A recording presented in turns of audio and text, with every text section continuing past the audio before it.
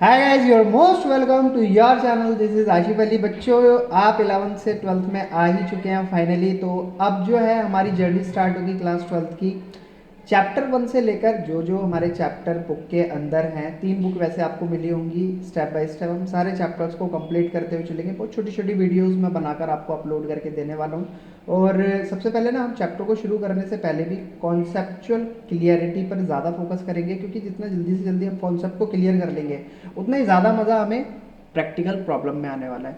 तो बच्चों, आज का जो हमारा चैप्टर स्टार्ट होने वाला है वो है अकाउंटिंग फॉर पार्टनरशिप फर्म और उसके फंडामेंटल।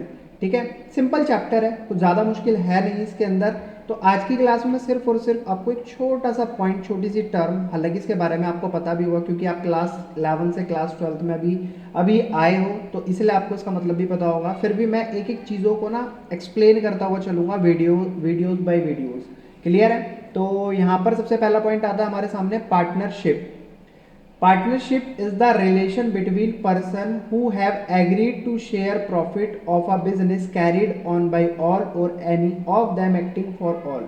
तो यहाँ पर इसका कहने का मतलब है कि जो पार्टनरशिप है वो रिलेशन है दो पर्सन के बीच का, जिनके बीच में प्रॉफिट शेयरिंग रेशियो आपस में बिजनेस से आने के बाद बांटा जाता है, और एक पार्टनर या दो पार्टनर या तीन पार्टनर या सभी पार्टनर मिलकर उस बिजनेस को चलाते हैं। या फिर उन उन चार, मान लो अगर 4 पार्टनर है तो 4 पार्टनर में से 2 पार्टनर हो सकता है वर्किंग हो और 2 पार्टनर हो सकता है वर्किंग ना हो। तो इसीलिए बोला गया है कि any of them acting for all. तो बाकी के जो 2 पार्टनर वर्किंग हैं और 2 वर्किंग नहीं है, वो 2 वर्किंग वाले पार्टनर उन 2 जो वर्किंग नहीं है उनके लिए भी काम कर सकते हैं। तो इसको एक एग्जाम्पल से समझते हैं। तो मान लो यहाँ पर पार्टनर है ए बी सी, 3 पार्टनर हमारे सामने हैं। ये हो गया A partner, B partner, C partner. अब ये कंपनी में ना काम करते हैं। ये हो गई इनकी कंपनी, जहाँ पर ये सारे पार्टनर क्या हैं, वर्किंग। ये है कंपनी और इस कंपनी का नाम है मान लो XYZ। अब इस कंपनी में जब ये काम करेंगे तो कंपनी में काम करने के बाद प्रॉफिट भी आएगा, प्रॉफिट भी जनरेट होगा, और ये प्रॉफिट क्या होगा, इन तीनों के हिस्से में बांट दिया जाएगा। मान लो कंपनी को प्रॉफिट हुआ 10 रुपये, तो 10 रुपये अब किस किस हिसाब से इन तीनों पार्टनर्स के बीच में डिवाइड होंगे, वो होता है इनका प्रॉफिट शेयरिंग रेशियो। मान लो 4 इसको मिल गए, 3 इसको मिल गए, 3 इसको मिल गए, तो इनका प्रॉफिट शेयरिंग रेशियो क्या माना जाएगा, 4:3:3। तो इसे बोलते हैं हम PSR, profit sharing ratio.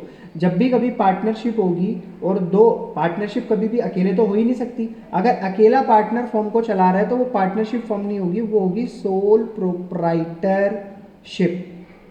Sole proprietorship. और अगर एक से ज़्यादा फर्म को चला रहे हैं तो उनके बीच में वो कौन सी फर्म मानी जाएगी, वो मानी जाएगी पार्टनरशिप फर्म। उसको बोला जाएगा पार्टनरशिप फर्म। तो ये एक तरीके से पार्टनरशिप फर्म है जहां 2 से ज़्यादा लोग मिलकर इस फर्म को चलाते हैं, और ये एग्री भी करते हैं कि जो भी प्रॉफिट होगा वो आपस में बांट लिया जाएगा बिजनेस का।